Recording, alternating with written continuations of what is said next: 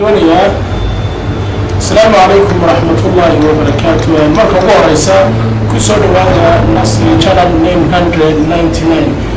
runtii waxaan aad iyo aad uga xumahay geerida dadka Soomaaliyeed ee baxay dadka waxa weeyaan aadka u xadgudbay ay ku laayeen hotel Al-Hayat ee ku yaalla magaalada Muqdisho. sidoo kale waxaan ka xumahay dhaawacyada soo gaaray dadka Soomaaliyeed iyagoo aan waxba galabsan maalin walba aba xilli walba waxaan maqalnaa warka dhiilada ee ka soo yeeray walaalaheena Soomaaliyeed ee magaalada Muqdisho.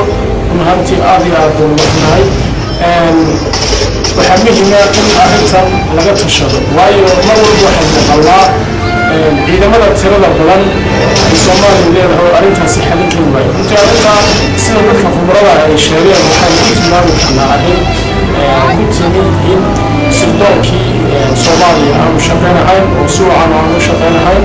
sidoo kale markii ay dhacday fankani waxay ahayd in looga hortago si technical ah oo waxa weeyaan xirfadaysan laakiin se qaabka looga hortago waxay ahayd qaab aynu odhan karno maaha qaab xirfadaysan waayo arrimahan oo kale amba markay weerarada oo kale yimaadaan waxaa ka howlgalay unit gaar ah oo loogu talagalay oo tababar gaara qaba oo ku tababaran inay albaabada amba daaqadaha ay ka dhacaan sidoo kale ay albaabada jebiyaan.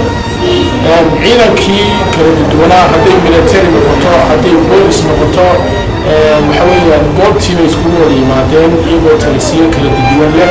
marka sidii qaabkii loola dagaalami lahaa al-shabaab waxaa ka darnaanaysa inay isfahmaan ciidamada kala duwan ee talisiyada kala duwan leh.